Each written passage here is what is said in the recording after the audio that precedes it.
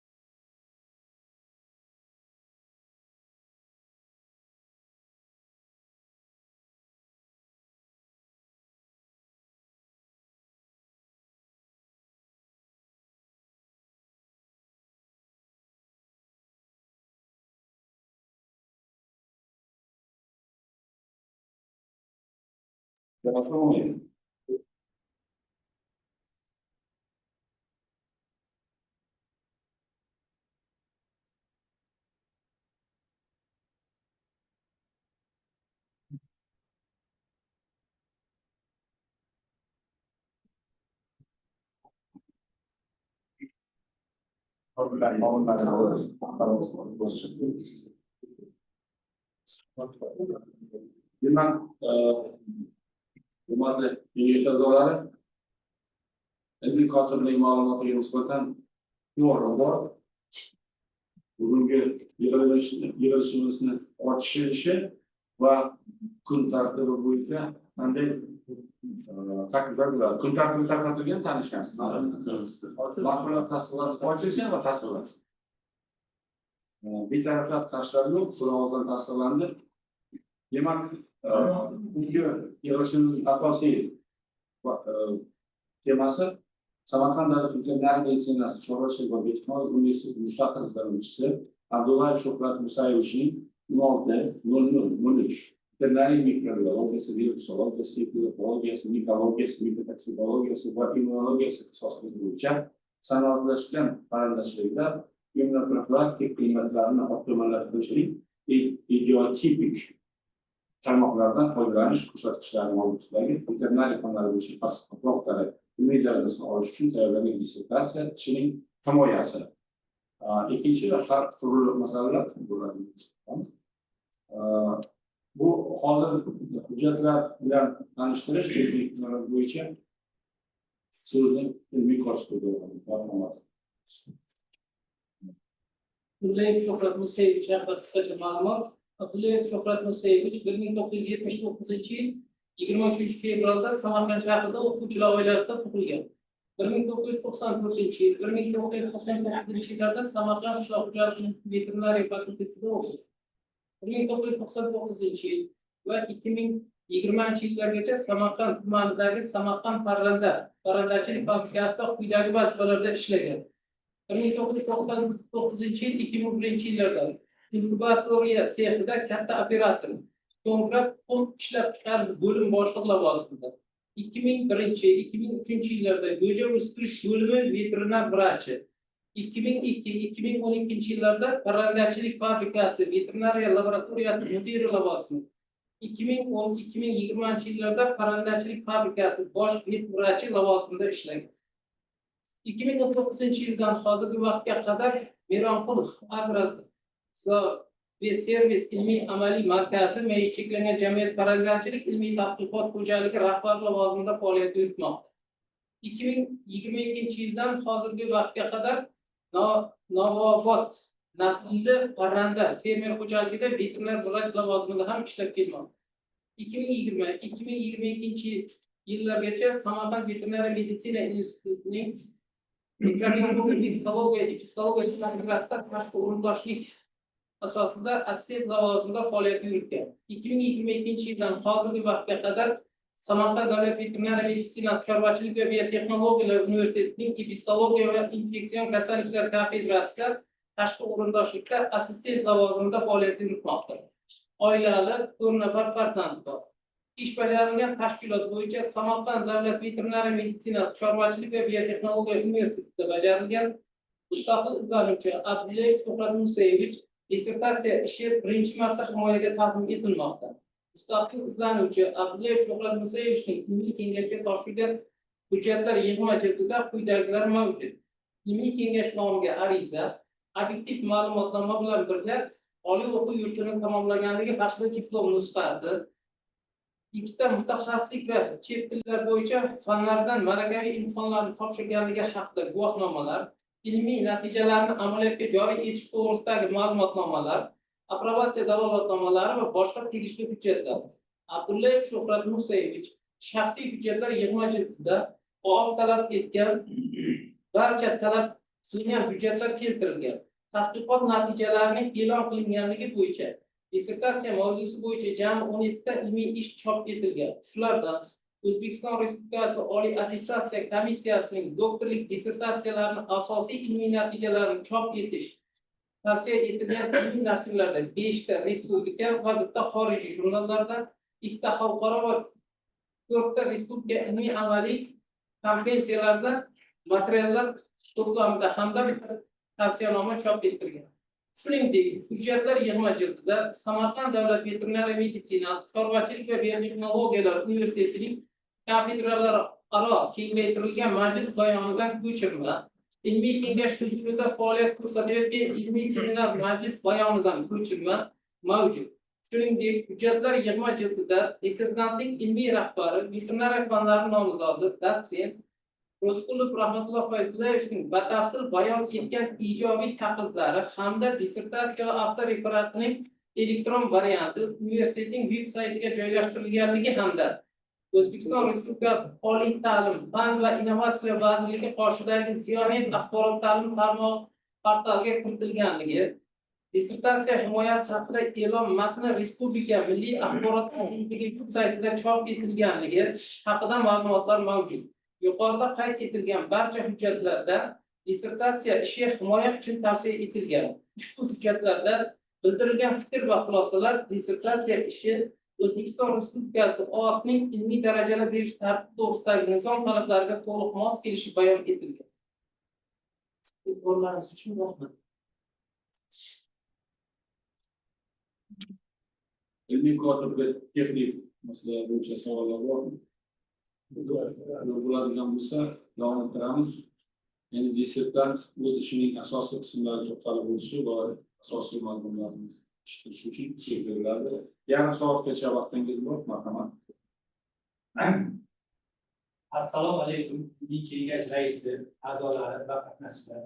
Ruxsatlaringiz bilan sanoatlashgan parrandachilikda immunoprofilaktik emlashlarni optimallashtirishning idiotik tarmoqlardan foydalanish ko'rsatkichlari mavzusidagi dissertatsiyani qisqacha mazmun bilan tanishtirsin.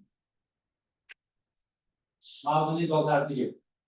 Dunyo aholisini ko'payayotganligi va ularni oziq-ovqat mahsulotlaridan ta'minlash global muammo hisoblanadi. Unga yetishda parrandachilik asosiy o'rinni egallaydi. Chunki parrandachilik noyob yo'nalish. Oziq-ovqat bozorida ikkita yuqori proteinli mahsulot, arziza tuxum va parranda go'shti bilan ta'minlaydi. Dunyoda tuxum ishlab chiqarish bir yilda 1,709,6 milliarddan iborat bo'lib, bu raqam yildan yilga oshmoqda. FAO ma'lumoti bo'yicha chorva hayvonlaridan go'sht ishlab chiqarsa parranda go'shtida yetakchi o'rinni egallaydi.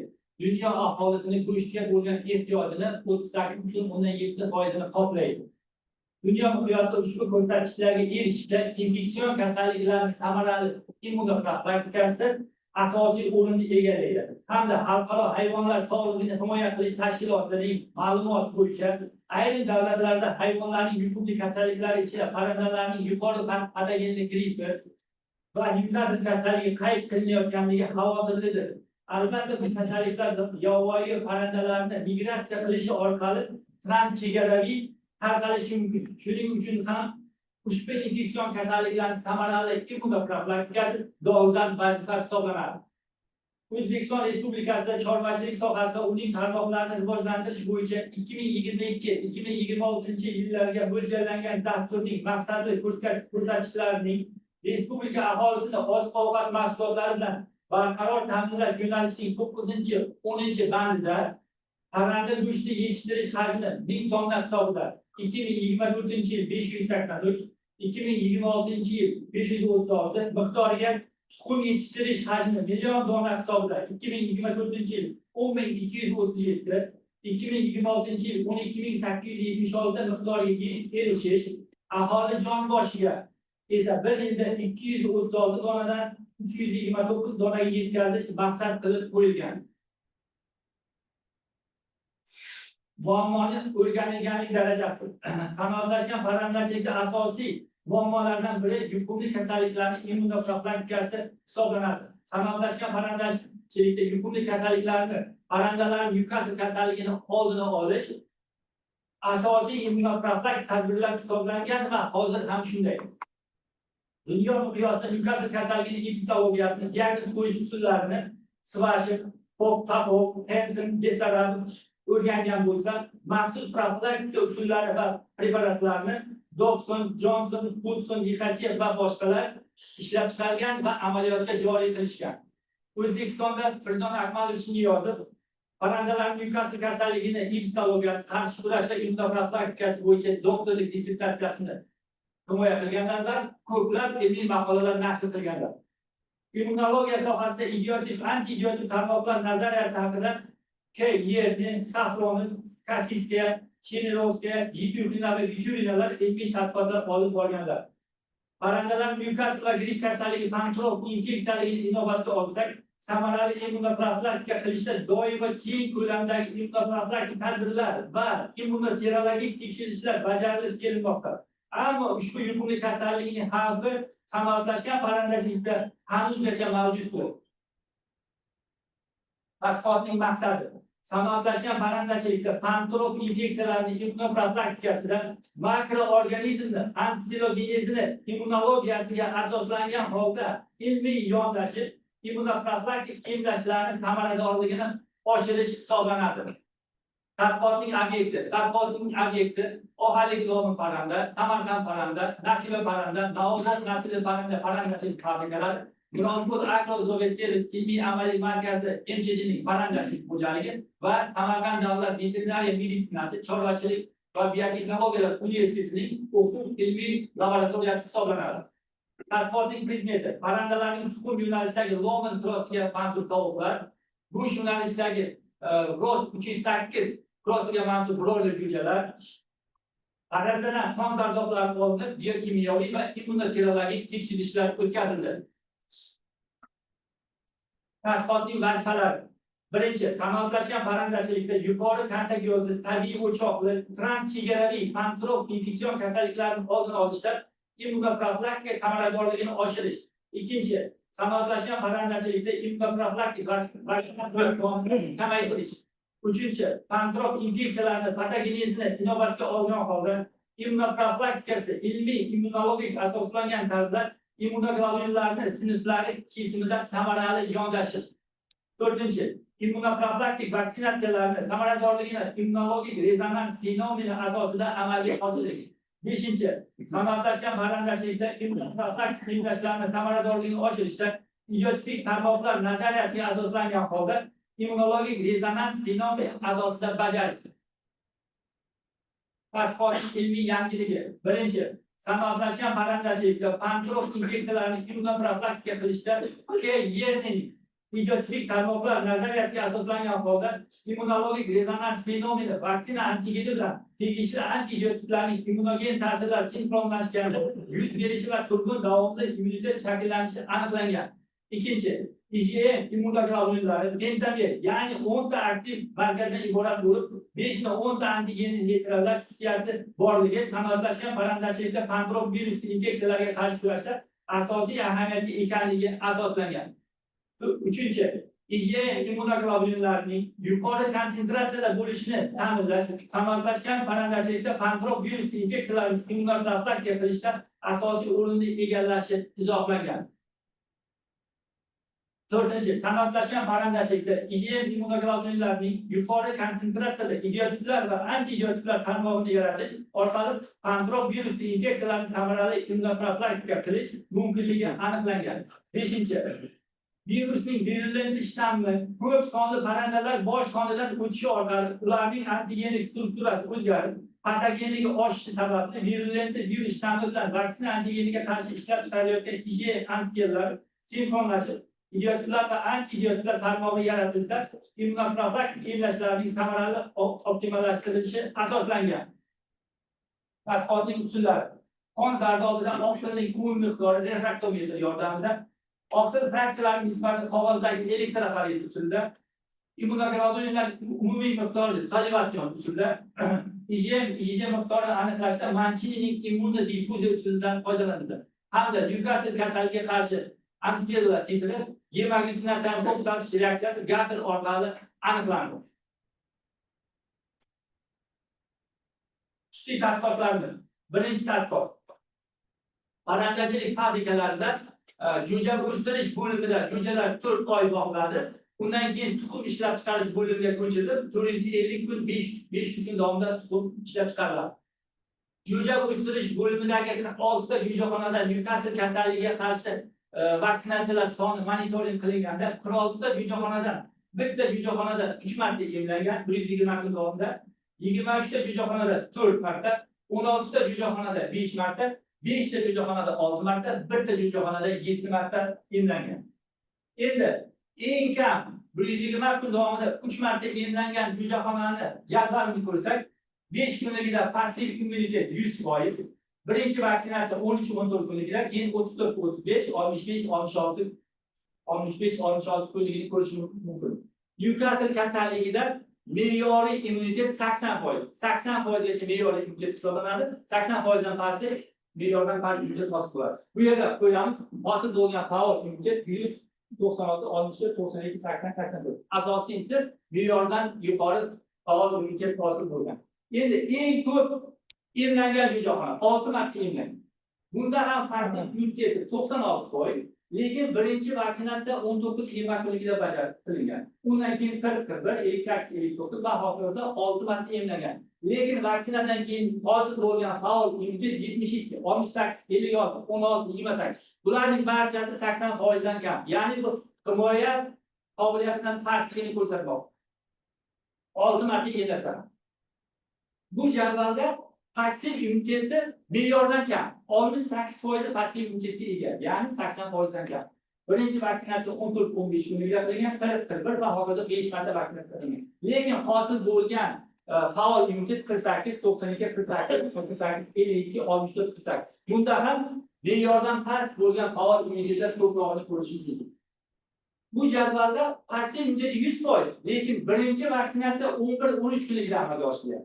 Lekin hosil bo'layotgan 4 marta vaksinatsiya qilingan, hosil bo'layotgan faol immunitet 4 marta me'yordan juda ham past. 36, 16, 56, 72%. Bu me'yordan ancha past bo'lgan faol immunitet hisoblanadi. Endi bularni hammasini sarhisob qilganda ikkita ko'rsatkich aniqlanadi. Birinchisi 11 ta jo'jaxona passiv immuniteti 80% dan past. Ularda hosil bo'lgan faol immunitetning o'rtachasi 65% tashkil qiladi. 19 ta jo'jaxonada passiv immuniteti 80% dan yuqori. Ularning o'rtacha faol immuniteti 72% tashkil qiladi. Bu jadvaldan monitoringdan shunday xulosaga kelishimiz mumkinki, passiv immunitetning yuqori bo'lishi keyingi hayoti davomida faol immunitetga ijobiy ta'sir ko'rsatadi. Ikkinchi ko'rsatkich. Tadqiqotlarimiz natijasida Nyukasl kasalligiga qarshi hujayralarning 14 kunligida birinchi immunologik rezonans kunligi bizni tadqiqotlarimiz aniqlandi.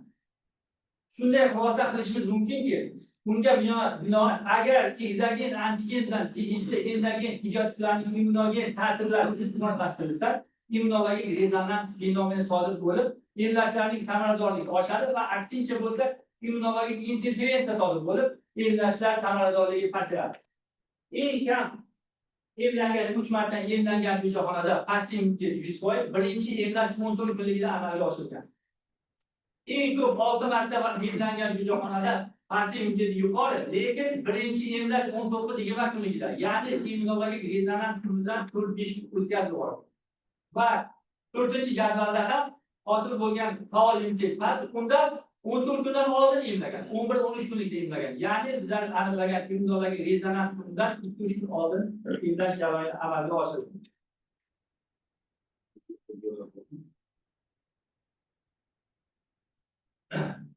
Ikkinchi tadqiqotimiz, endi jo'jalar tuxum ishlab chiqarish bo'limiga ko'chirilgandan keyin 450 kun 500 kun vaqt. Bitta jo'jaxonadan bitta tovuqxonaga bir tabletli yosh tovuq ko'chiriladi asosan. Bizlar tadqiqotlar o'tkazganimizda ayrim hollarda ikkita jo'jaxonadan bitta tovuqxona komplektatsiya qilingan holatlar ham kuzatiladi. O'sha holatlarni bizlar tadqiqotlar olganimizda 10-tovar tovuqxona va 4-reproduktor tovuqxonada 450-500 kun davomida bir marta vaksinatsiya qilingan. 10-tovar tovuqxonada 450 kun 500 kun davomida bir marta vaksinatsiya qilingan va immun quvvati 96, 100, 88, 84, 88, 92 hamma 80% dan yuqori. Himoya tezligi me'yordan yuqori. 4-reproduktor tovuqxonasida ham 450 kun 500 kun davomida bir marta vaksinatsiya qilingan, hozir bo'layotgan faol immunitet 184, 196% bo'lishi mumkin. 9-tovar tovuqxonada esa 450 kun 500 kun davomida 4 marta vaksinatsiya. Bularni taqdirlari 10-tovar bilan 4-reproduktor tovuqxona ikkita jo'jaxonadan 28 kun farqi bilan ikki xil yoshlar bilan komplektatsiya qilingan. 9-tovarxona bir xil yoshlar. Bunda mohiyati nima? Jo'ja o'stirish bo'limida jo'jalar tirik vaksinadan vaksinatsiya qilinadi. Tirik vaksina bilan vaksina qilgandan keyin adabiyotlarda ma'lum 35 kungacha jivaya vaksina virusni bedeleniya qiladi. Vaksina virus bedeleniya bo'lganda 28 kun farqi bilan tovuqxona komplektatsiya bo'lganda tovuqlarda tuxum ishlab chiqarish yoshda ham idiotik, anti-idiotik, antitellar tarmog'i kuzatiladi va vaksina virus immunologik rezonans fenomenini amalga oshiradi. Shunday qilib, immunologik rezonans fenomeni amalga oshirilganda immun quvvat davomiyligi 239 kungacha o'rtacha statistik obrazlarda vaksinatsiyalar soni 1,5 barobar. Immunologik rezonans fenomeni amalga oshirilmagan tovuqxonalarda immun quvvat davomiyligi 176 kun, vaksinalar soni 2010 martalik statistik qayta ishlashda aniqlandi. Uchinchi tadqiqotimiz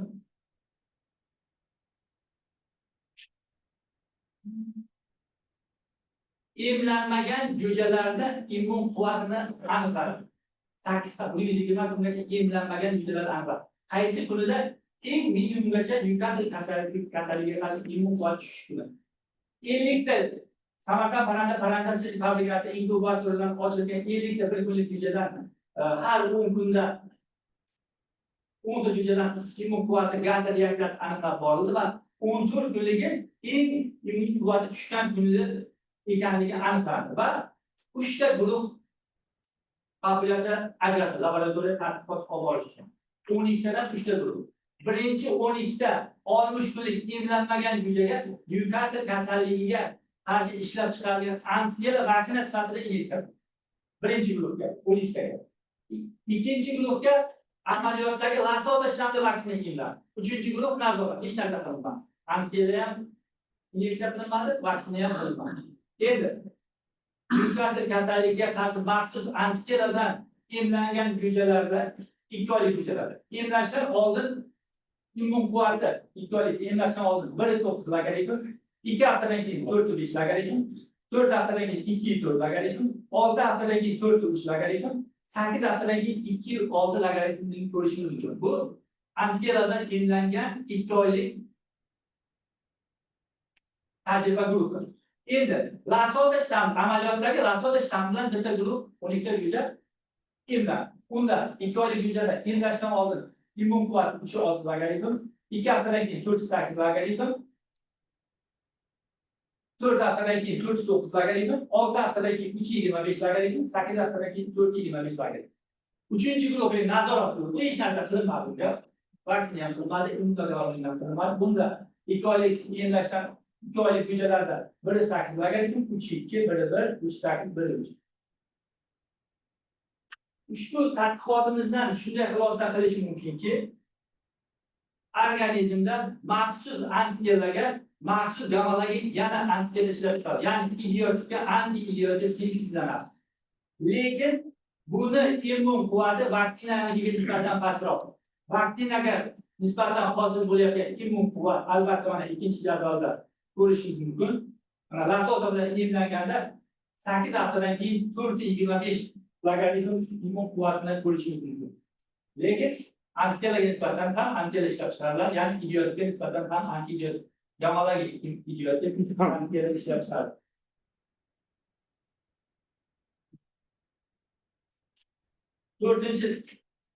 Dördüncü tadqiqotimiz tovuq embrionidan boshlanadi.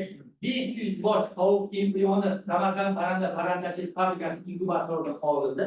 13-14 kunligidan boshlab jo'ja chiqqan kuni va jo'ja chiqqandan keyin bir hafta davomida 7 kun davomida biokimyoviy immunoserologik tekshirishlar amalga oshirildi. Endi bundan ma'nosi 13-14 kunligida har 6 soatda 10 ta embrion so'yilib, qoni olinib, umumiy oqsil, albuminlar, alfa globulinlar, beta globulinlar, gamma globulinlar, IgM, IgG, immun quvvat aniqlab olinib, har 6 soatda bir sutkada 4 marta 13-14 kunligidan boshlab. Mana 14-15 kunligida, 15-16 kunligida, 16-17 kunligida, 16-17 kunligida IgG immunoglobulinlari embrionni qon zardobida paydo bo'layotganligi aniqlandi. Lekin IgMda izlari 0,3 milligram millilitr 4,23 kam miqdorda 16-17 kunligida IgM ko'rina boshladi. Lekin IgG ko'proq. 17-18 kunlikda albatta IgG ko'proq, IgM kam 0,17, 0,40, 0,55. 18-19 kunlikda endi ko'payib boryapti. IgG ham, IgM ham ko'payib boryapti. 19-20 kunlikda ham albatta jo'ja chiqishidan oldin endi IgG 2,28, 2,40, 2,70 milligram millilitr, va IgM bo'lsa 1,88, 1,28 milligram millilitrgacha aniqlandi. Bir kunlik jo'jada esa endi IgM 1,35, 1,35, 1,52 milligram millilitrgacha, IgG esa endi ko'p 6,29, 6,34, 7,29 milligram millilitrgacha aniqlandi. Va bir kundan 7 kungacha har kuni yana qon olindi. Eng maksimal daraja 4 kunligida IgM 2,26 milligram millilitrligi aniqlandi. Endi ushbu tadqiqotimizda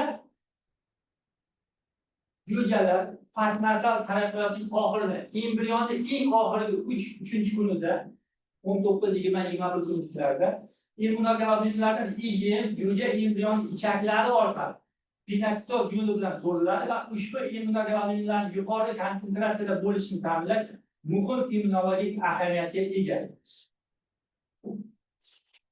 5-chi tadqiqotimiz ma'rifat mahalla fuqarolar yig'inidagi broiler yetishtirilgan parrandachilik xo'jaligida tadqiqot olib bordik. 2021-24 oktyabrda 4000 bosh broiler jo'jasi olib kelindi va jo'jalarga birinchi kuni Lasoda shtammi tirik vaksina purkash usuli bilan qilindi. Purkash usuli vaksina shtammidan purkash usuli bilan qilganda jo'jalar vaksina shtammidan kasal bo'ldi. Vaksina shtammidan kasal bo'lgandan keyin mana birinchi kuni kelganda o'lim soni 13 ta, keyin 14 ta, 10 ta, 10 ta, 5-chi kungacha o'lim soni ko'payib bordi. Vaksina shtamm jo'jani kasal qildi. O'lim soni 27 taga chiqdi, 81 taga chiqdi. 81 taga chiqqanda 6-kunda bizlar Newcastle kasalligiga qarshi inaktivni vaksinani qildik. O'lim soni 81 tagacha bir kunda. Vaksinani qildik. Ertasi kuni yana ham ko'paydi, 87 ta bo'ldi. İkinci kunda yani vaksinadan ikinci kunda 87 ta bo'ldi. Undan keyin 27 ta, 7 ta, 8 ta va me'yorlashsa 10 ta, 4 ta bo'lib tushdi. Bu tadqiqotimizning maqsadi vaksina ishdan bilan jo'ja kasal bo'lgandan keyin faolsizlantirilgan vaksinani o'zi mohiyati shundaki, bunda antigen juda ham ko'p miqdorda bo'ladi. Ko'p miqdorda antigen joylashtirilgan bo'ladi. Antigen kirganda bilamizki, boshida IgM immunoglobulinlar sintezlanadi. IgM immunoglobulinlari sintezlanishi natijasida patologik jarayon bartaraf qilindi. 6-chi tadqiqotimiz. 6-chi tadqiqotimiz. Bunda albatta 5-chi tadqiqotda Gatter reaksiyasi orqali vaksinadan oldin, vaksinadan keyin immunoserologik Gatter reaksiyasi orqali immun quvvatlar aniqlandi.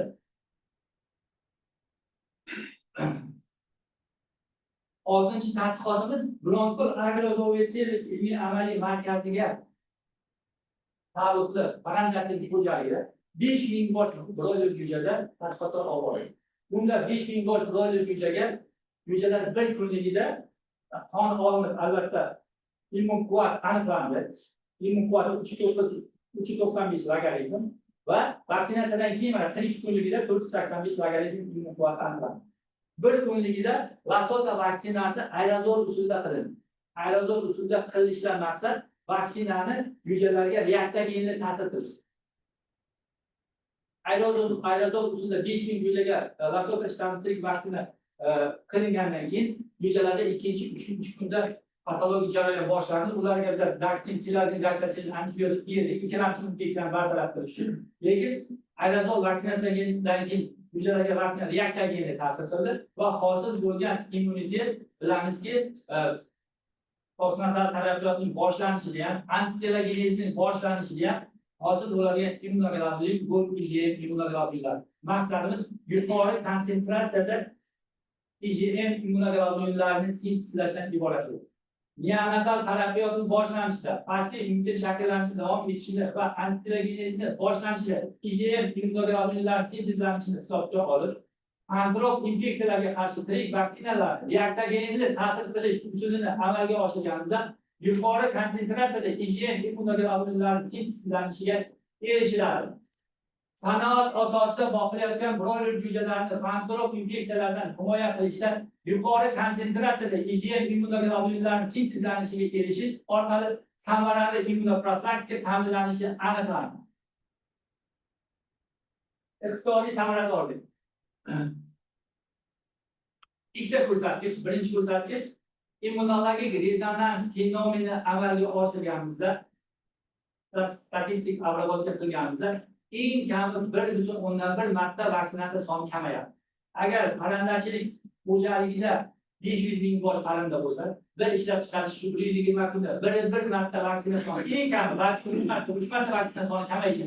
Lekin eng kami 1 marta vaksina soni kamayganda 500 ming bosh parrandaga bir doza vaksinani eng minimal narxi 20 so'm bo'lsa, 11 million so'm iqtisod qilinadi. Ikkinchi ko'rsatkich. Agar parrandachilik xo'jaligiga yuqumli kasallik sababli karantin tadbiri o'rnatilsa, jami parrandalar boshi 500 ming bosh bo'lsa, quyidagicha iqtisodiy zarar hisoblanadi. Veterinariya tadbirlarini iqtisodiy samaradorligini aniqlash usullari to'g'risidagi Anvar Oripov, Shuhrat Jabborov va boshqalarning qo'llanmasi asosida formulalar hisoblanganda 500 ming boshga agar karantin tadbiri o'rnatilsa, 37 trillion 500 milliard so'm iqtisodiy zarar bo'lishi mumkin.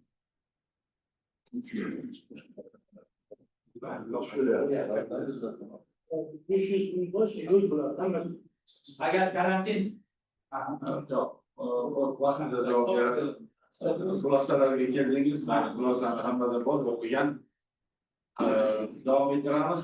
Savol javoblarga haligi kulminatsiyaga kelganini sezib qoldi. Bu yerda qonunlarimiz ham savollar bo'lib ketdi. Marhamat, kimda savol bo'lsa aniqlab boshlaymiz. mutaxassislar boshlab bersin. Soat oxirlariga qo'yamiz.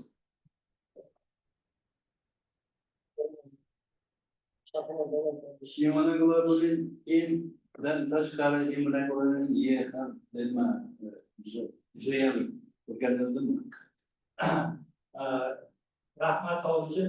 Bizlar ikkita immunoglobulinni Manchinini orqali aniqladik. Bu yerda immunoglobulin M ham, immunoglobulin J ham aniqlaganmiz. Qon tartibida mana jadvallarda ko'rildi.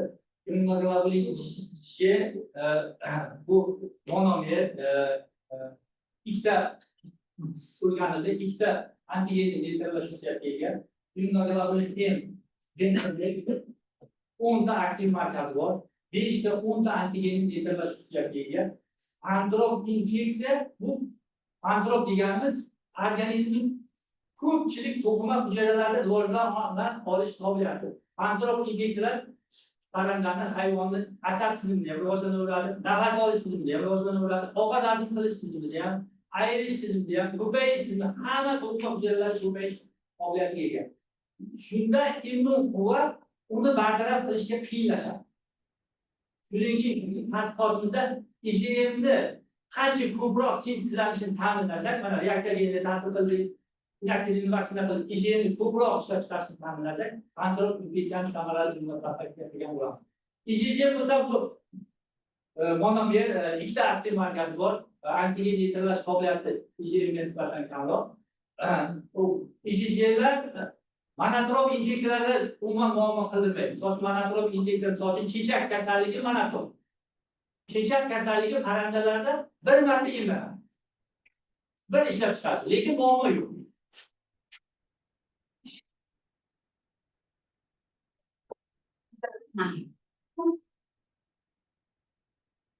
Kengash a'zosi to'g'ri. Ruxsat bering. Masalan, Dadamni mazasi qilmoqda.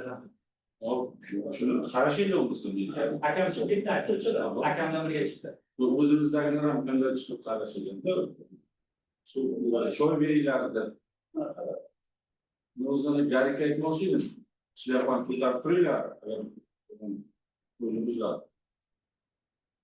Xo'p, davom etamiz.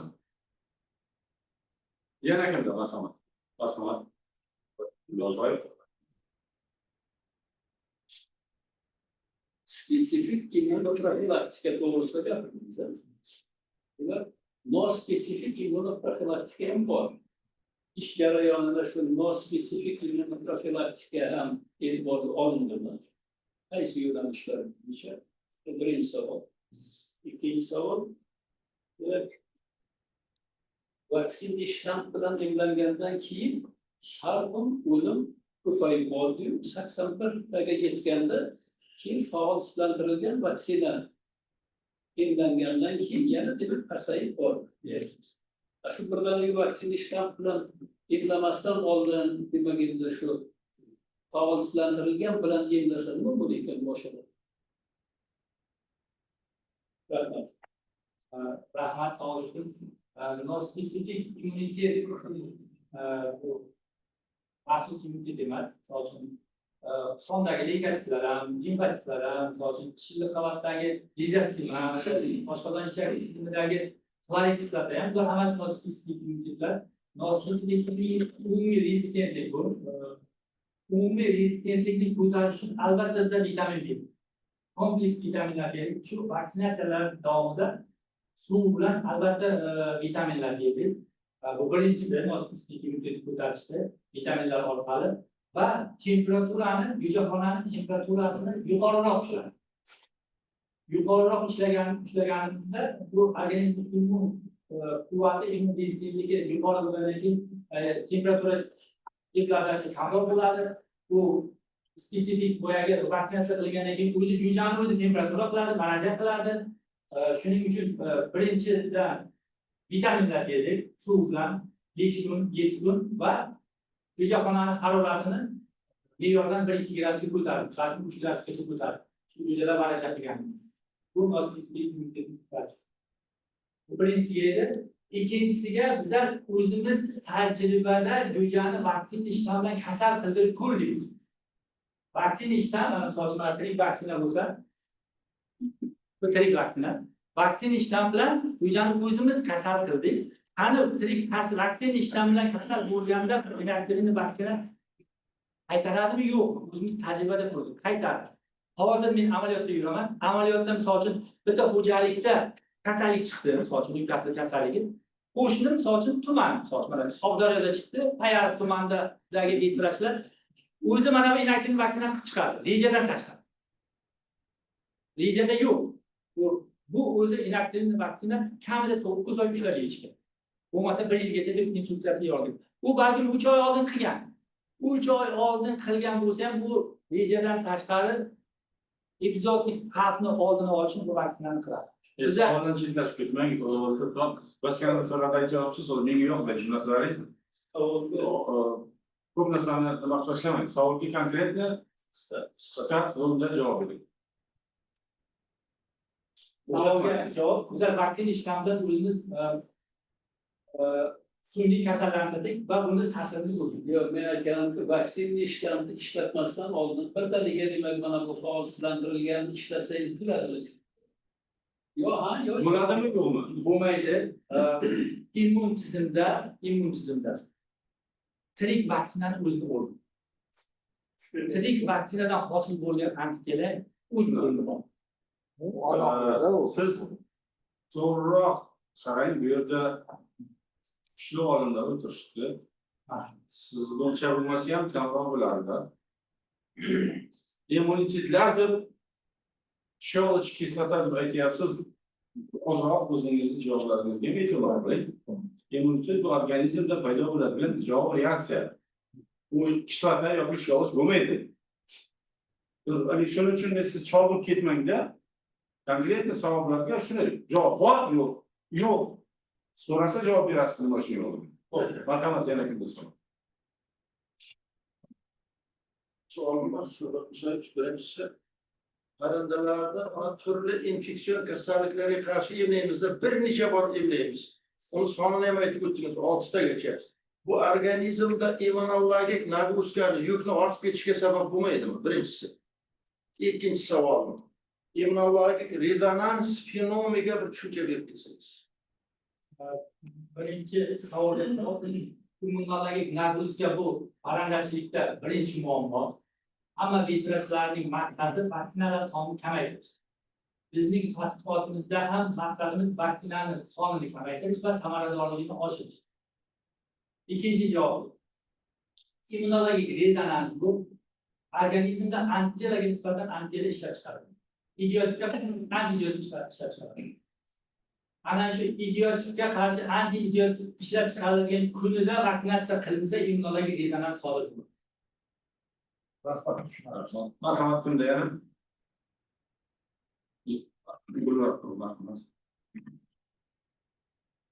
Bir nechta savollarga bitta bersam rahmat. Rahmat. Javob qilsangiz ham Shuhrat Musayev, mana respublikada parranda qancha parranda ishlab chiqariladi, bu yerda qancha tuxum ishlab chiqariladi? Keyin aholiga masalan potrебность talab qancha? Son raqamlari. Endi respublikada qancha parranda bor men hozir ayta olmayman. Iste'mol bo'yicha bitta odamga bir kunda bitta tuxum, ya'ni bir fuqaroga 365 ta tuxum to'g'ri kelishi kerak. Biyok. Bitta odamga bir kunda bitta tuxum, bir yilda 365 ta tuxum to'g'ri kelishi kerak. 2026-yilda 136 ga yetkazish harakat qildik. Keyingi savolim idiotiklar. Idiotiklar qanday hosil bo'ladi? O'zidan o'zi hosil bo'lmaydi-ku. Nima uchun idiotikka aylanadi ular? Idiotikka hech narsa aylanmaydi. Idiotik bu nomlanadi shunday. Organizmga antigenga nisbatan antitana hosil bo'ladi. Antitanaga nisbatan antitana hosil bo'layotganda bu idiotik deb nomlanadi. Anti-idiotik uchun Antitanaga nisbatan ishlab chiqarilgan antitana shunday deb nomlanadi. keyin mana Asadullo Solchi berdi immunologik rezonans fenomenda. Musojaat qilish paytida asosan u oddiy qilib immunologik tebranish fenomeni hodisasi desa ham bo'ladi. Shuni hozir tushuna olmadim. Boshqacha tushuntirib bersangiz. Immunologik tebranish hodisasi desa bo'ladi o'zbek tilida.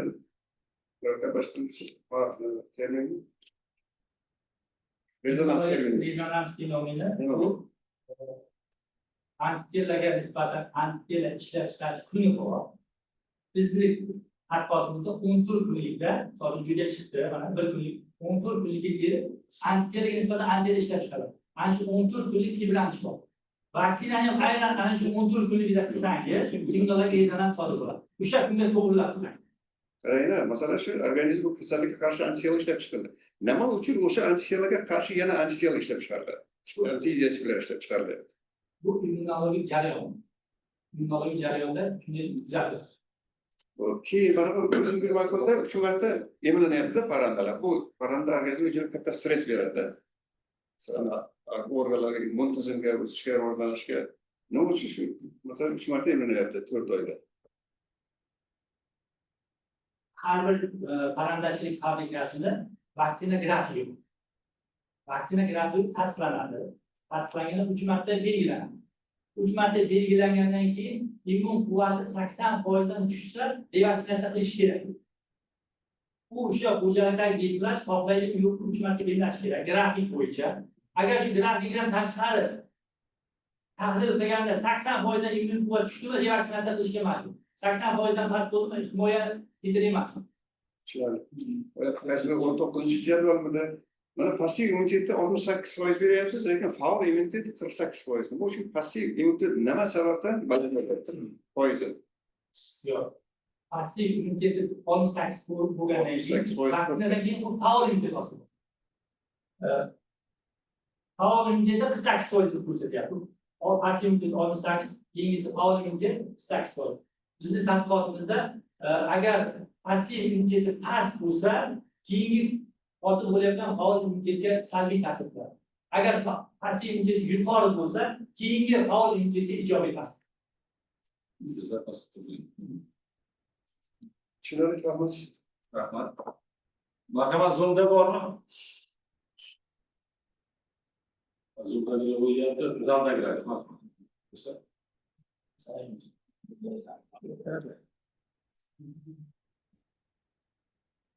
Hali iqtisodiy savollarni bor.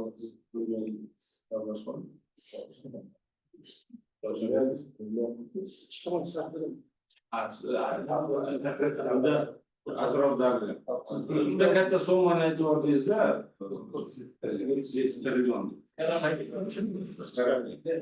Ustozlar 99-yil ishlab chiqarishga borganida o'sha vaqtlarda 2-3 karantinga bo'lgan ustozlar ishlardi bu paytda. Hozir endi ko'pchilik ular olamdan ketdi.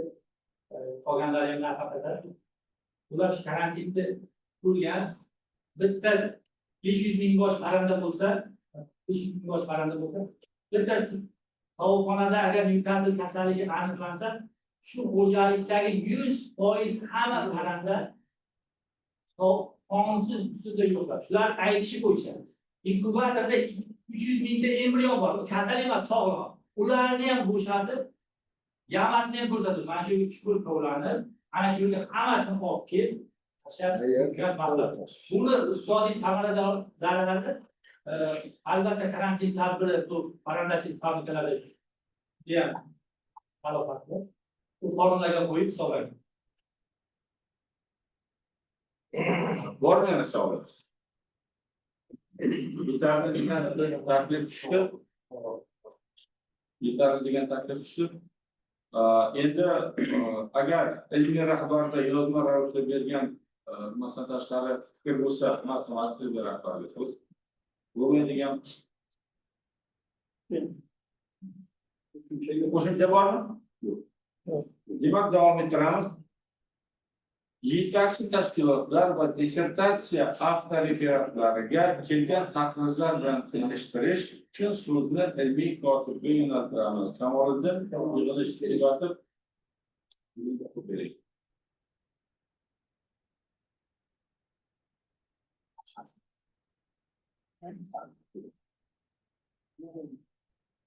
Ilmiy kengashning 8-son majlis bayon qaroriga ko'ra mustaqil izlanuvchi Ahlet Shuhrat Musayevichning dissertatsiya ishiga yetakchi tashkilot sifatida Samarqand davlat tibbiyot instituti huzuridagi SEV nomidagi mikrobiologiya, virusologiya, yo'qilma va parazit kasalliklar ilmiy tadqiqot instituti tayinlangan. dissertatsiya ishi yetakchi tashkilot majlisida ko'rib chiqilib, majlis qaroriga binoan falsafa doktorlik dissertatsiya ishi asosiy himoyaga tavsiya etilgan. Majlis bayoni ko'chirmasi Samarqand davlat tibbiyot universiteti huzuridagi SEV nomidagi mikrobiologiya, virusologiya, yuqumli va parazitar kasalliklar ilmiy tadqiqot instituti direktori Mahmudova imzosi va Gerdi muxbir bilan tasdiqlangan. Shuningdek, yetakchi tashkilotda ish ko'rib chiqilib, taqrizchi Rasul Sa'dulloh Qurbonovich tomonidan ijobiy taqriz berilgan. Taqriz bilan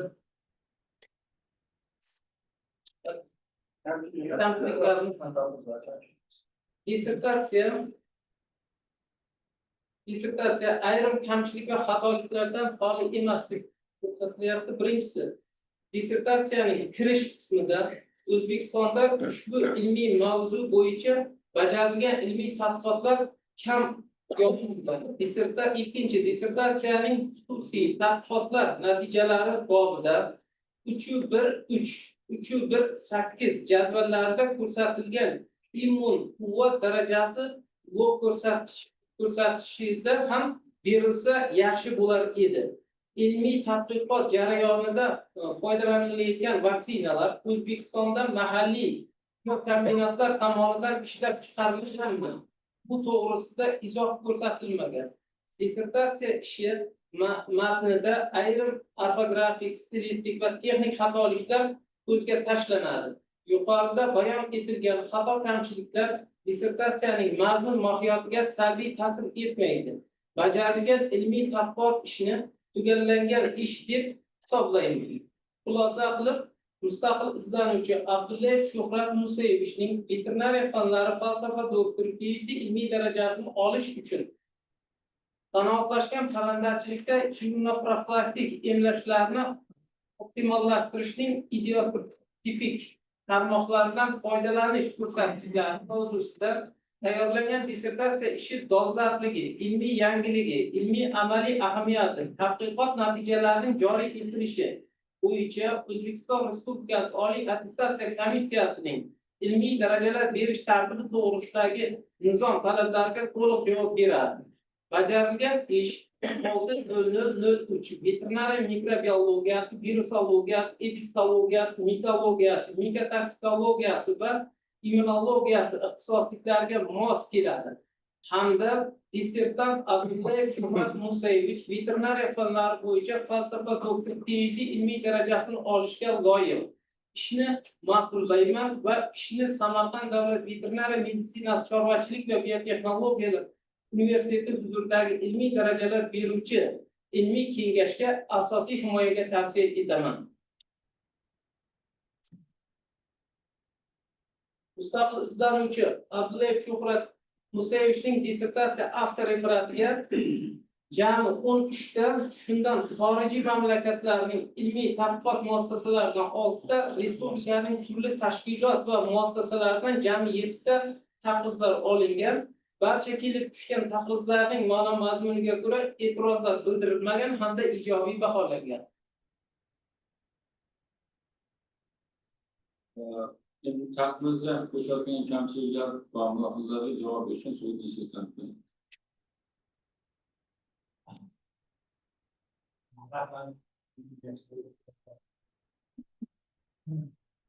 Taqrizda ko'rsatilgan kamchiliklarni izohlash.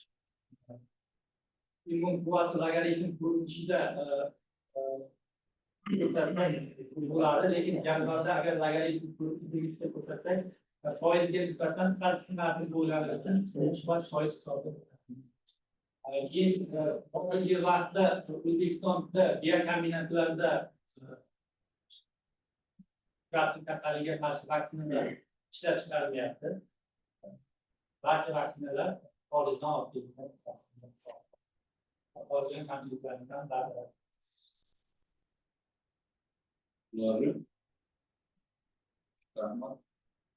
So'zni birinchi rasmiy rahbariyatga yo'naltiramiz. Professor Shavkatbek, marhamat.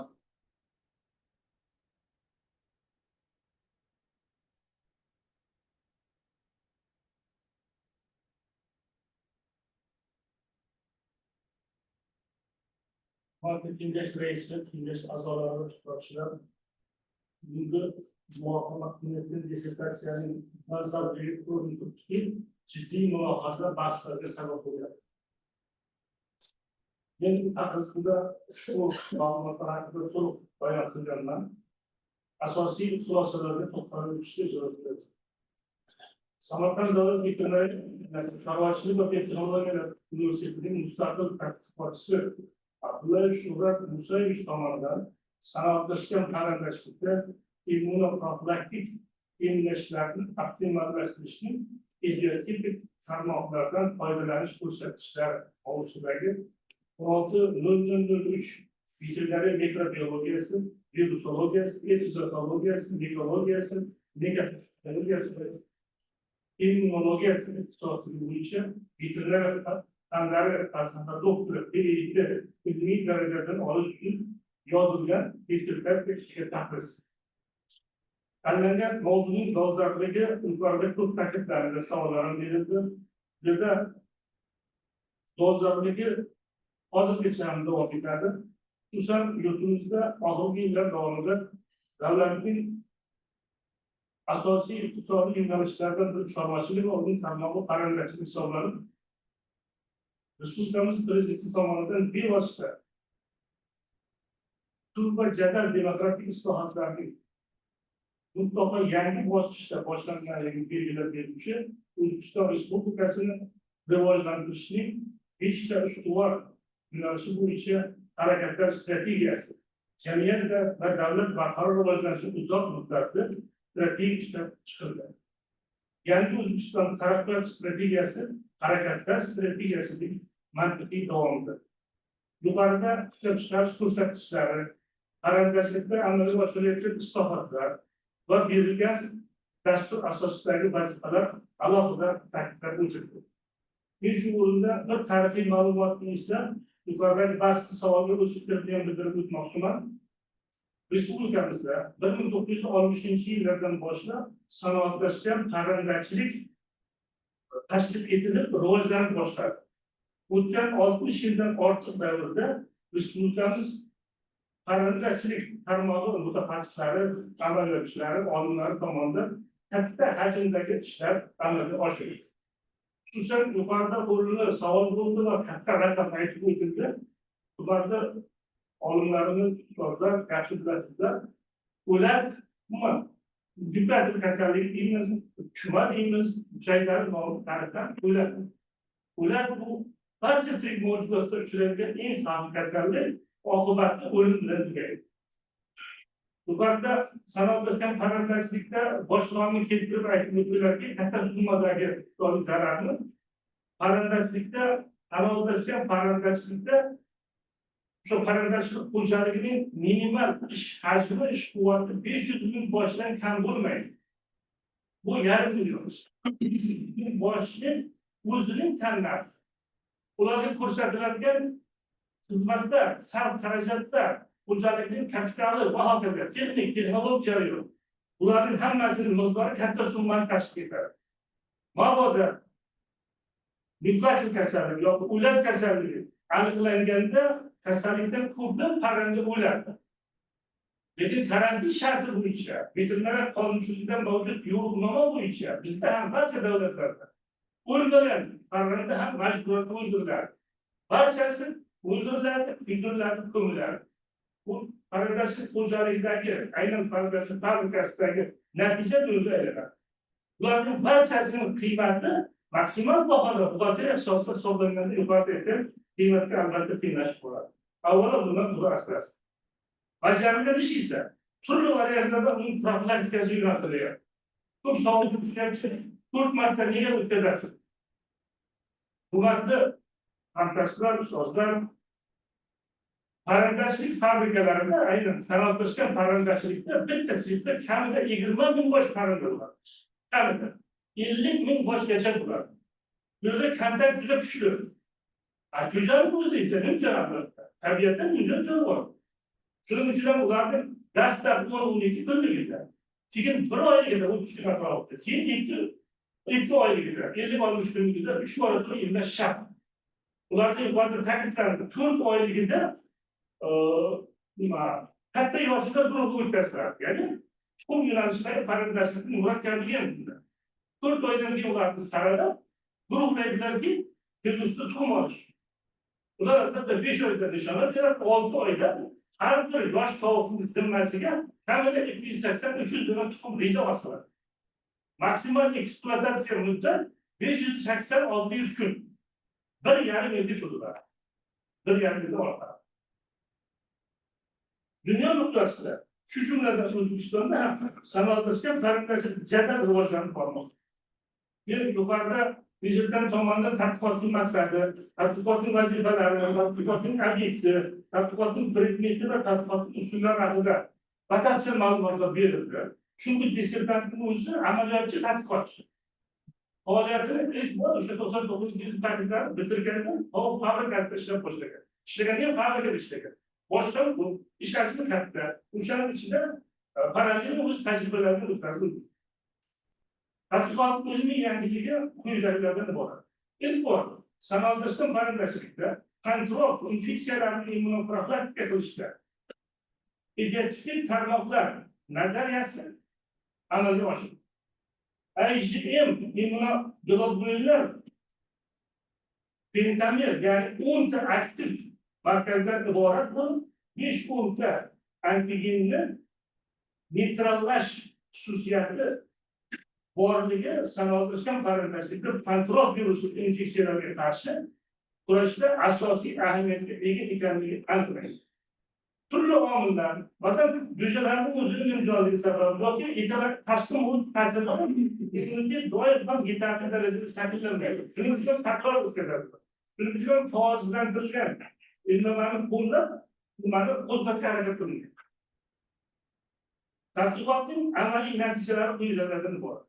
Oholi Qulomon parranda qo'shma korxonasi qarindoshlik fabrikasida Newcastle kasalligiga qarshi 14 kunlikda emlanganda vaksina, antigen va idiotropning immunogenic ta'sirini o'z vaqtida sinxronizatsiya qilish, postvaksinal immunitet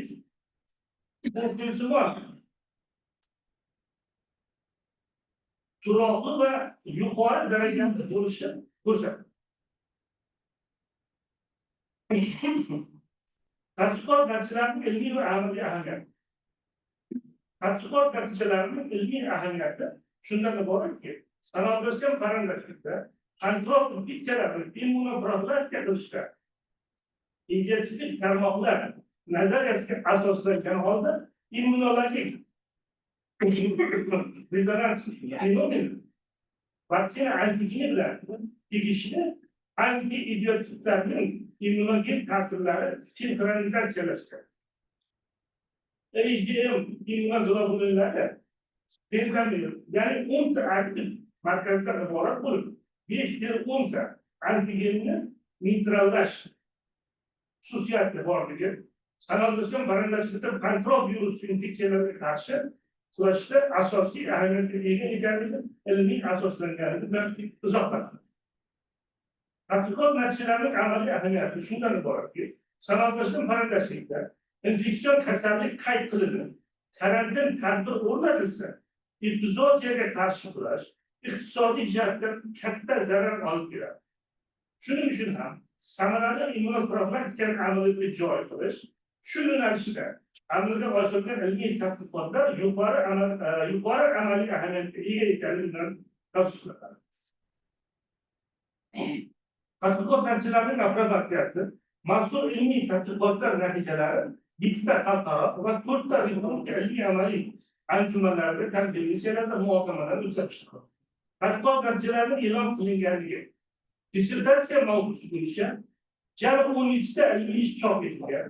Ulardan O'zbekiston Respublikasi Oliy attestatsiya komissiyasining doktorlik dissertatsiyalari asosiy ilmiy natijalarini chop etish tavsiya etilgan ilmiy jurnallarda 5 tasi respublika va 1 tasi xorijiy jurnallarda, 7 ta xalqaro va 4 ta respublika amaliy konferensiyalarda materiallarni to'plamda chop etilgan bitta tavsiyanoma tasdiqlangan.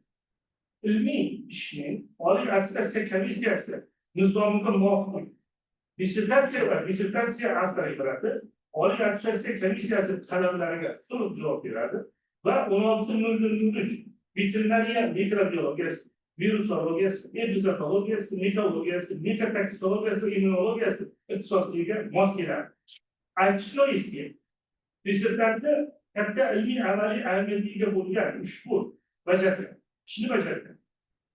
Shuhrat Abdullayevning dissertatsiya ishi tugallangan ish hisoblanib, ilmiy tadqiqotlarni bajarish vaqtida muhim ilmiy amaliy ijodiy natijalar olgan. Ammo shu bilan bir vaqtda dissertatsiya matni ayrim kamchiliklardan xoli emas. Xususan, dissertatsiyaning 16-chi, 33-chi, 42-chi, 61-chi, 74-chi, 104-chi va boshqa ayrim sahifalarda ochiq joylar bo'sh joylar qoldi. Noaniq jumlalar uchraydi. Dissertatsiya va avtorifaratda jadvaldagi so'zlar to'g'ri joylashtirilmagan. Uchinchisi, dissertatsiyadagi ayrim rasmlarni ilovaga o'tkazish maqsadga muvofiq deb hisoblanadi. Dissertatsiya ishi matnida ayrim ortografik, stilistik va texnik xatoliklar uchraydi. Yuqorida bayon etilgan xato va kamchiliklar dissertatsiyaning mazmun mohiyatiga salbiy ta'sir etmaydi.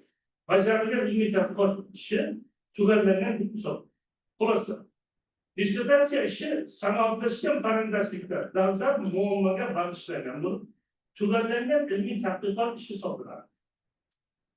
Ilmiy tadqiqot ishlari yetarli darajada eksperimental va ishlab chiqarish sharoitida uslubiy jihatdan to'g'ri bajariladi.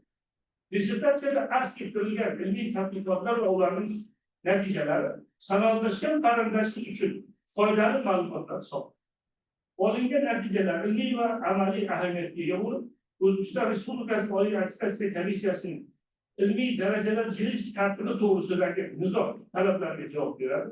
Uning muallifi mustaqil tadqiqotchi Abdullayev Shuhrat Abdullayevich 16.003 veterinariya mikrobiologiyasi, virusologiyasi, epizotologiyasi, mikologiyasi, mikotoksikologiyasi va immunologiyasi ixtisosligi bo'yicha veterinariya fanlari falsafa doktori PhD ilmiy darajasini olishga loyiq hisoblanadi. E'tiborlar shu. Rahmat. Endi so'zni birinchi rasmiy panelidagi kamchiliklarga javob berish uchun Isitdan qo'yiladi. Marhamat. Rahmat.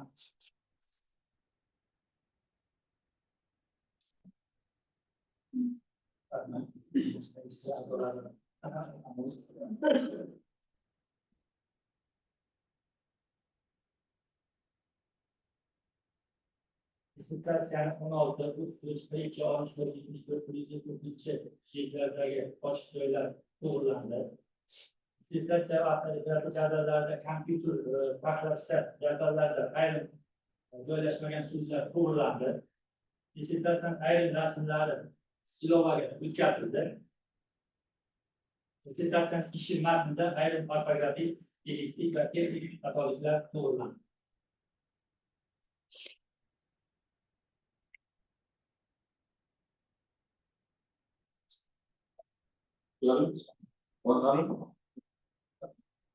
Endi so'zni ikkinchi rasmiy panelga tinglovlarning ikkinchi rasmiy panel старшина сотрудник Азамат Lamidovich, marhamat. Bu birinchi panel to'liq kengash to'xtalib o'tdi. Kamchiliklarga asos bersangiz. Assalomu alaykum, hurmatli kengash raisi, kengash a'zolari, qatnashchilar. Birinchi panel davomida Davlat tomonidan haqiqatan to'liq to'xtalib o'tilish uchun ruxsat bersangiz, men asosiy qismiga to'xtalsam, dastlab o'sha mavzuni dolzarbligiga to'xtalmoqchiman. Haqiqatan mavzu juda dolzarb. Hozir dissertatsiyaga berilgan savollardan bilish mumkin, chunki bugungi kunda respublikamizda shu savollar bo'ldi. Respublikamizda 110 millionga yaqin parranda bor. Shuni umumiy statistika bo'yicha hisoblaydigan bo'lsak, bu yerda aholiga tegishlisi 40%. Qolgan 60%dan ziyodroq aynan sanoatlashgan parrandachilikda bor. Tegishli yoki Samarqand viloyatini olib qaraydigan bo'lsak, bugungi kunda Samarqand viloyatida 13 milliondan ziyodroq parrandalar bor. Shuni 5 million 700 boshi aholi.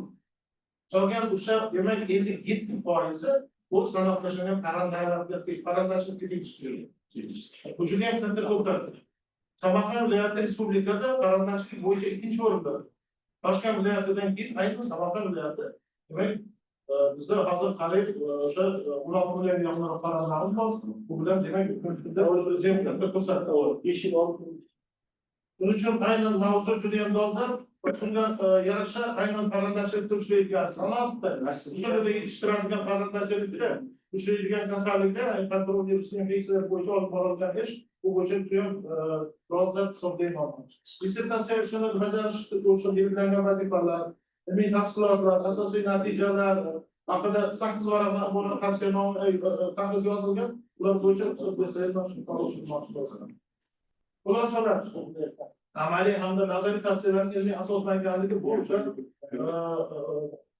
dissertatsiya ilmiy tadqiqot Samarqand davlat meditsinasi shogirdi universiteti ilmiy ishlar rejasi hamda Bronxozoid servis amaliy markazida tuzilgan shartnoma asosida bajarildi.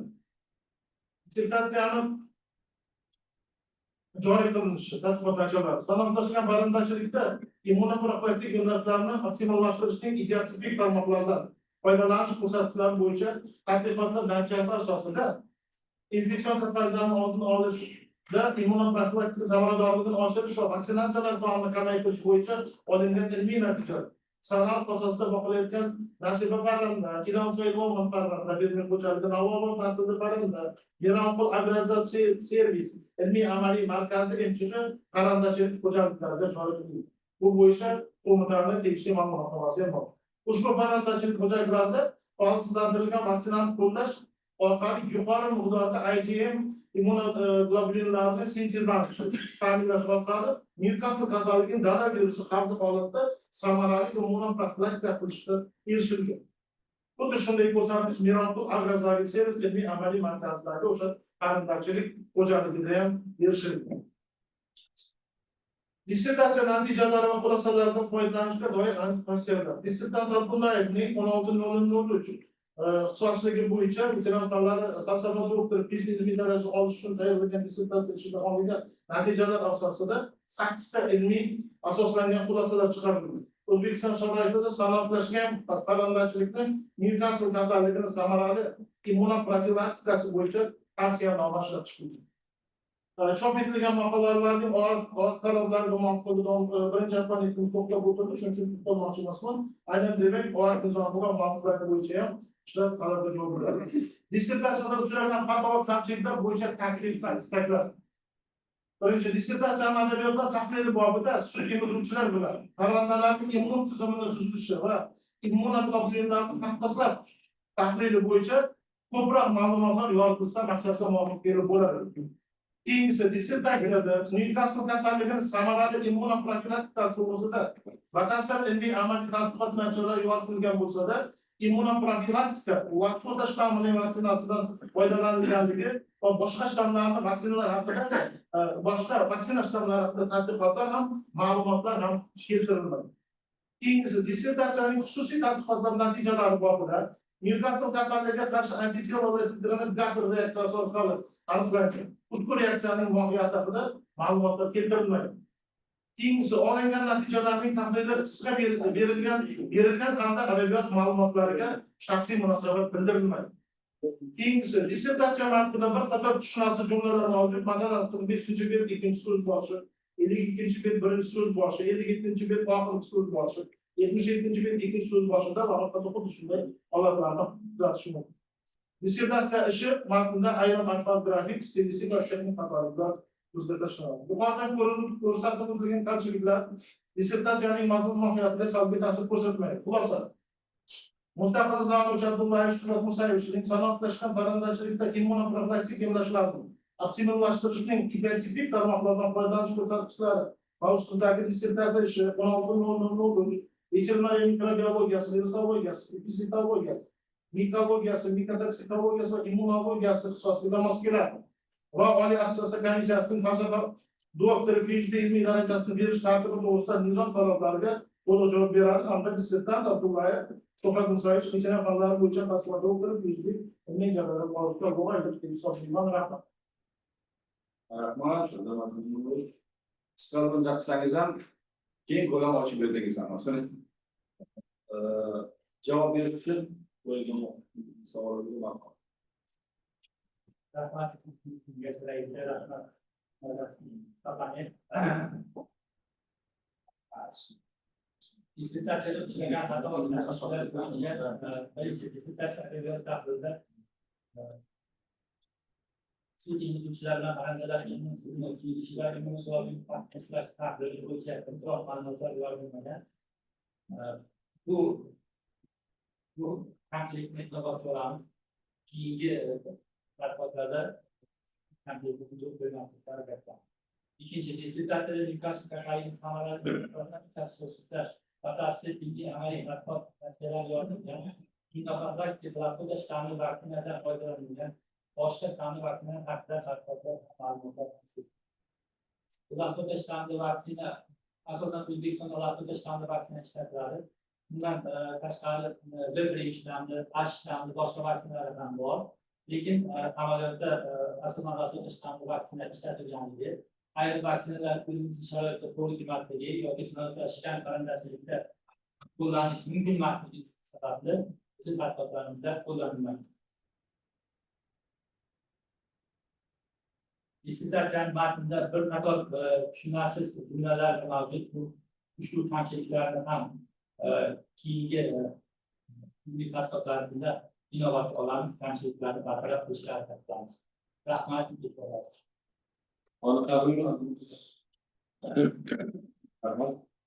Hurmatli kengash a'zolari, dissertatsiyaning kulminatsion nuqtasiga yetib keldik. Diskussiya. Marhamat, kimda qanday fikrlar paydo bo'ldi? Nimani tavsiya etasiz?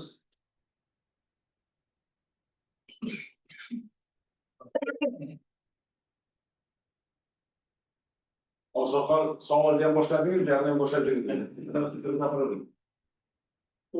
Ya. Hurmatli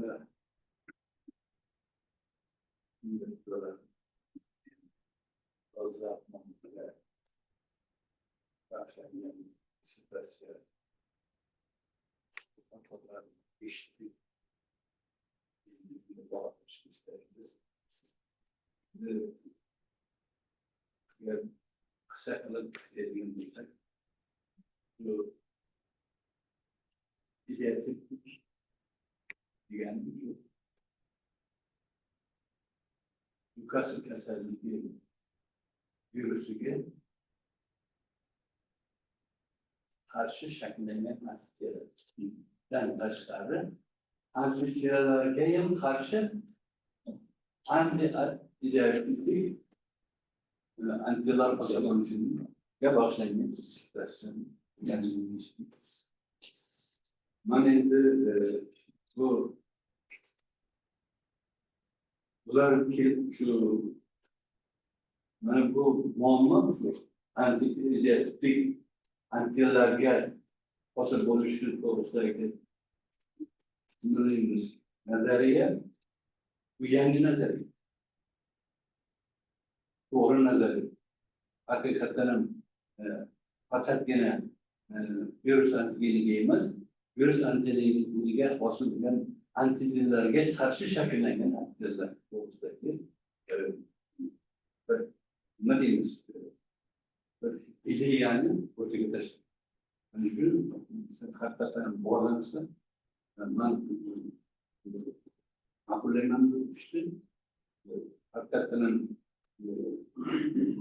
bu faqatgina ilmiy emas va amaliy ahamiyatga ega bo'lgan ish hisoblanadi. Shuni bilan man bu qilingan Shuhrat Abdullayev tomonidan qilingan tadqiqotlar natijalarini ma'qullayman, ijobiy baholayman va sizlarga rahmat ustoz. Marhamat, kimda yana fikrlar? Marhamat qilsangiz. Hurmatli yoshlar a'zolar, qatnashchilar, bu suhbat musoyishda dissertatsiya ishini eshitdim va eshitdingiz. Mana judayam ma'ruza yaxshi bo'ldi, judayam ma'noli, juda so'zga boy, Değişse bilen juda yaxshi ma'ruza qilib berdi. Endi muammolar so'raydigan bo'lsak, albatta judayam dolzarb muammo sanoatlashgan parrandachilikda ularni profilaktikada siyosiy darajasiga erishish judayam katta. Bu yerdan keladigan masalan sanoatlashgan parrandachilikda keladigan iqtisodiy zarar muammo judayam katta summaga yetib keladi. Bu yerda mana bu kishi cho'p tomonidan olib borgan kishilar mana shu demak shu parranda sonini bosh sonini asqatishga qilishga qaratilgan. Yani bu yerda qiziq fenomenlar to'g'risida gapirilyapti. Haqiqatan shu ishi ko'proq immunologik tahlillarga asoslangan, o'zim yaxshi immunolog bo'lib shakllangan deb o'ylayman. Qaysarlik uchun to'g'ri aytdilar. Endi bu yerda masalan aytaylik, organizmga tushgan hujayralar virus albatta hujayralarni ichida parazit qiladi, faoliyat qiladi, lekin buni bu pechenye bo'lsa, stress oqibati organizm o'sha antitela hosil bo'ladi. Antitela hosil bo'ladi, lekin o'sha hujayralar ichida ribosomalar ichida yotgan viruslarni ololmaydi, hosil qilolmaydi. Organizmda suzib yuraveradi, unga qarshi keyin antitelaga qarshi yot moddaga aylanib qoladi. Antitelaga qarshi antitela ya'ni immunitetslar hosil bo'ladi va organizm shunaqa neytrallashish yo'li bilan bartaraf qilinadi. Mana shu ortiqcha demak, bu yerda yana bir qiziq hozir ish to'g'risida gapirdi, shular so'rash, mana bu demak, aerozol vaksina bilan kuchli dozada vaksinatsiya qilyapti, bo'lib kuzatilyapti.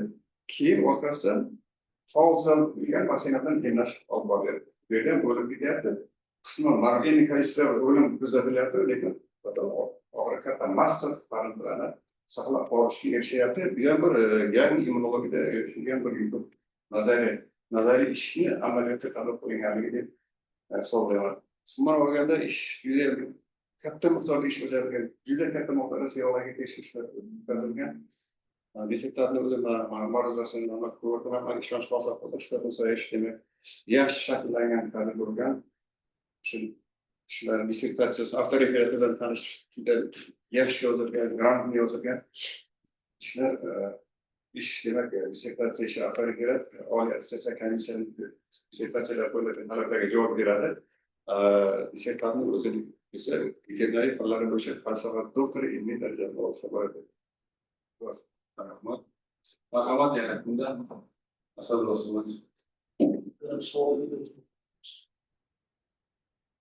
Bularda sun'iy kengash raisi, muazzaz a'zolar, kengash a'zolari demak buni yaxshi dissertatsiyani eshitdik. Mana mavzuning dolzarblik to'g'risida hammamiz bir tushunchaga ega bo'ldik. Tasavvuringizda boya savolning boshida biz fikrimizni 100 million atrofida parranda. Mana shu parrandalarni hammasini davolab bo'lmaydi. Buni demak asosiy maqsad immunoprofilaktik tadbirlarni kuchaytirish, samaradorlikni kuchaytirishga boshlanadi. Shuning uchun bugungi ish mana shu asosiy e'tibor immunoprofilaktik samaradorlikni oshirish. Keyingi yillarda dunyo miqyosida respublikamizda ekologik muhitning o'zgarishi natijasida kasallik chaqiruvchi omillar, ya'ni antigenlarning tur miqdori me'yoridan oshdi. Bir tasavvur qilaylik, organizm mana shu tushgan antigenlarga nisbatan javob bera olmay qolyapti. Oldingi safarlar aytaylik, ekologik toza bo'lganda bitta 10 ta 100 ta antigen ta'sir qilgan bo'lsa, hozir bunda mana infeksiyonistlar o'tiribdi, bu yerda o'sha fikrga o'ylayman qo'shiladi, chunki organizm shunga javob reaksiyasi javob bera olmay qolyapti. Maqsad organizmda demak immunoprofilaktik organizmda emlashni samaradorligini kuchaytirish yo'li bilan parranda sonini saqlab qolish. Men mana yoshligimdan bilaman, o'lib ketdi, boshqa deydi, 50 ta 100 ta tovuqimiz bor edi, bir kunda bitta ham qolmasdi. Juda ko'p o'ylab qolganman shu vaqtda. Bugun kelib mana shuni nazariy yechimini mana ko'ryapmiz, buni shogirdlarga aytamiz, farzandlarga aytamiz, buni yechimi bor o'zi. Mana shu sohada bugun aytaylik, mana bakteriyalar, zamburug'lar, viruslar, aytaylik parazitlar, bular hammasini demak immunitet hosil qiladi.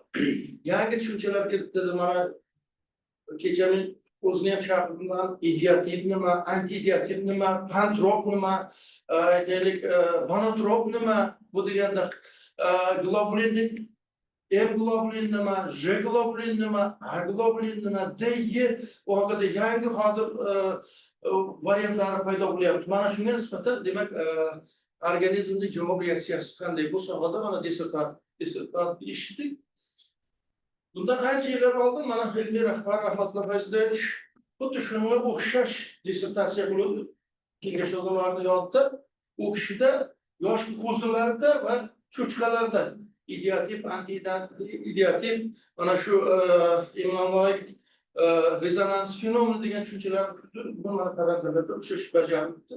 Demak, bir joyda yozilgan bu bajarilmagan biz turganmiz degan bajarilgan, lekin bu qo'zilarda va cho'chqalarda bajarilgan. Bugun shahardada bajaryapti. Demak, mana shu ish davom etyapti. Albatta, bu yerda ancha ish qilingan. Bu juda ko'p olingan natijalar yangi. Men o'tirib shunday xulosa qildimki, kengash a'zosi sifatida bundan faqat veterinariya sohasida, balki tibbiyot sohasida ham juda muhim ahamiyatga ega. Mana COVID kasalligida biz ko'rdik, bizda infeksiyani qanchalik darajada demak o'rganilganligiga o'zimiz guvoh bo'ldik va baho berdik. Shu nuqtai nazardan parrandachilikda mana shu bajarilgan ish muhim ahamiyatga ega deb hisoblayman va ishni ijobiy baholayman. Kengash a'zolarini shunga chaqiraman. Assalomu alaykum, hurmatli kengash raisi, a'zolar, qatnashuvchilar. Men bu ish bilan ancha tanishman, tahdidchi bo'lgandim seminarda. Endi haqiqatdan parrandachilik yuqorida ta'kidlangandek juda nima deydi? Dolzarb soha, yo'nalish, 7 xazinani biri deb bejiz aytilmagan. Shu biz studentligimizda o'qituvchimiz aytardi, hozir olimlar parrandani qichqirig'ini qayerga ishlatishni bilmayapti. Qolgan 100% hamma narsasi adhotsiz. O'g'it, go'sht yakuni, tuxum, go'sht, pat, hammasi 100% ishlatiladi. Faqat parrandani tovushini, ya'ni qichqirig'ini qayerga ishlatishni bilmayapti degan haqiqatdan juda qiziqarli mavzuni tingladim. Haqiqatdan Asarlar so'an to'g'ri ta'kidladilar. Shu O'zbekistonda o'rganilgan joyida domla Rahmatullo akani qo'shib bitsa juda yaxshi bo'lardi. O'zidan boshqadan farqi yo'q. Endi parrandachilik deb e'tiborga olgan misollar kerak. Shu mavzuda O'zbekistonda ilgari ham mana shu ish qilingan, faqat falon hayvonda deb qo'shib ketish kerak edi. Umuman olganda haqiqatdan mana bu yerda ko'pchilik ta'kidladi. Juda ko'p qayta emlashlar amalga oshirilyapti, lekin samarasi past. Ana endi bu yerda bu kishini ishida hattoki o'sha emlashlarni vaqti, kuni qarang 11 kunlikda boshqa natija, 14 kunlikda boshqa natija. Demak, 3 kun kutish kerak, shoshmas kerak.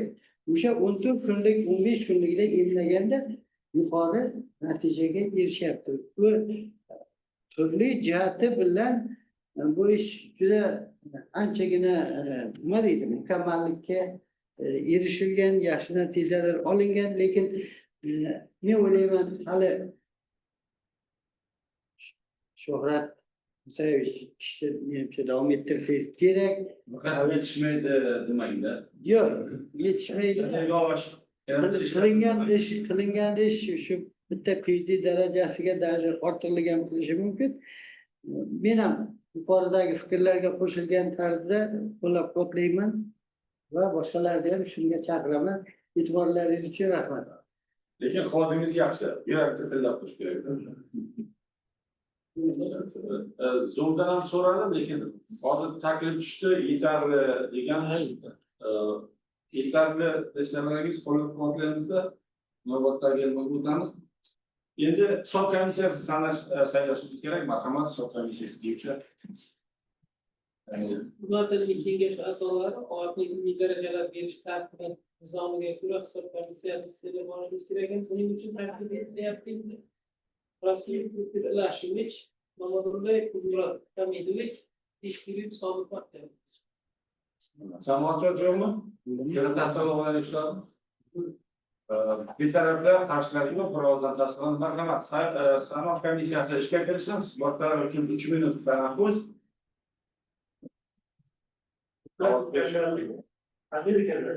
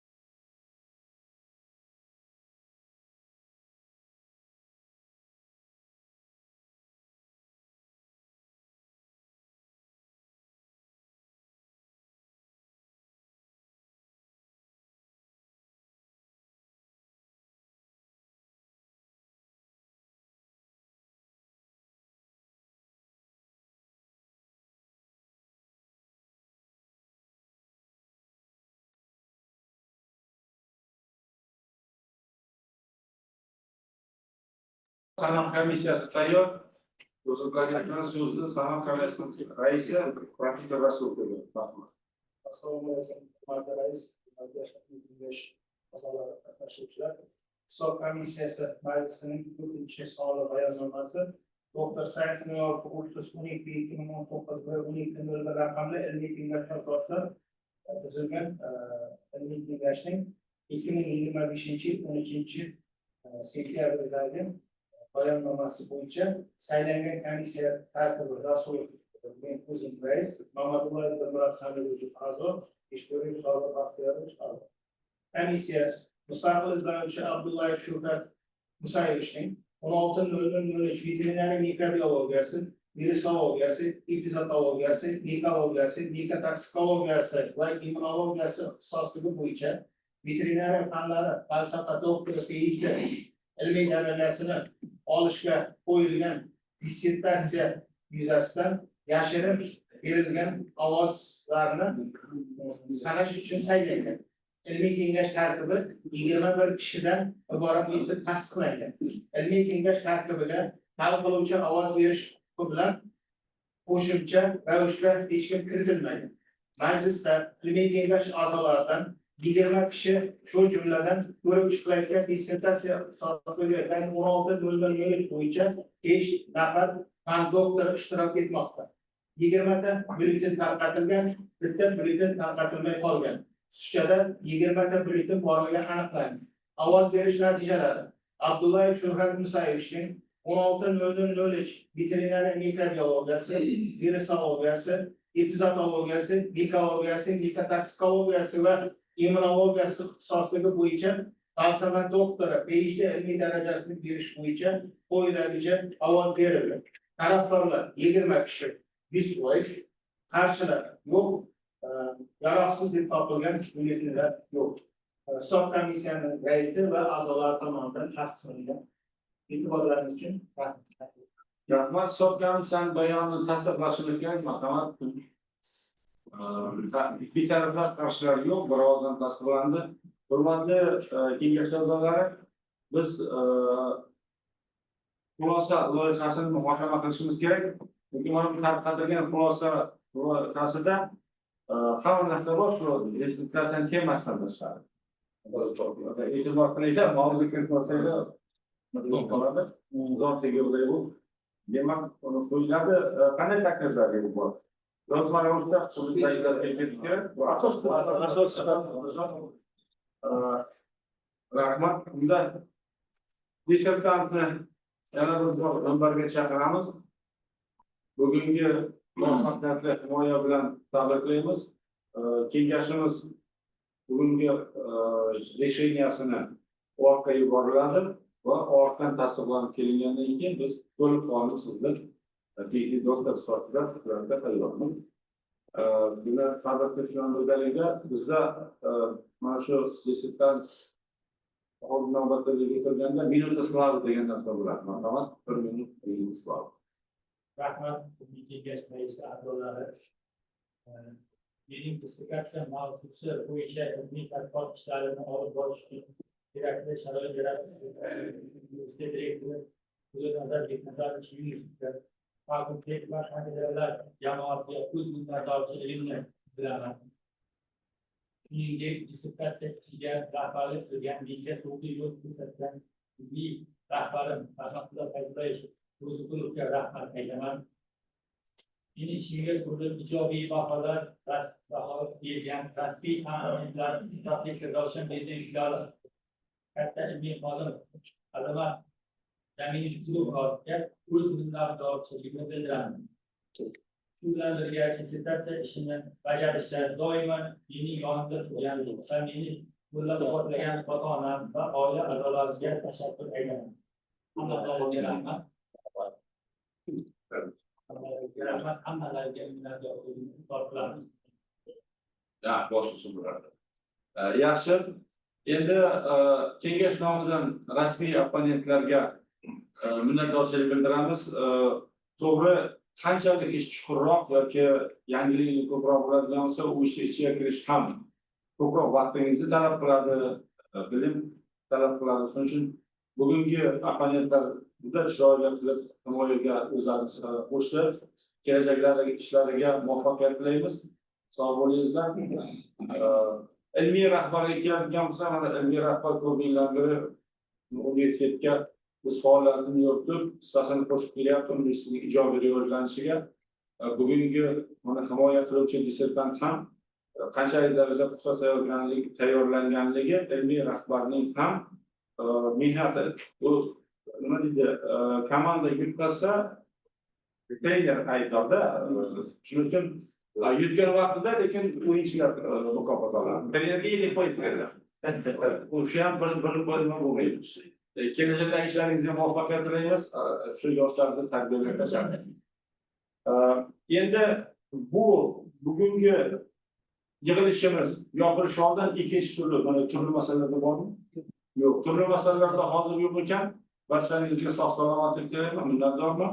Kelasi uchrashuvimizgacha. Kim ilmiy seminar a'zolari bo'ladigan bo'lsa, soat 2 ga esdan tushmasin. Kelasiz. Rahmat barchaga.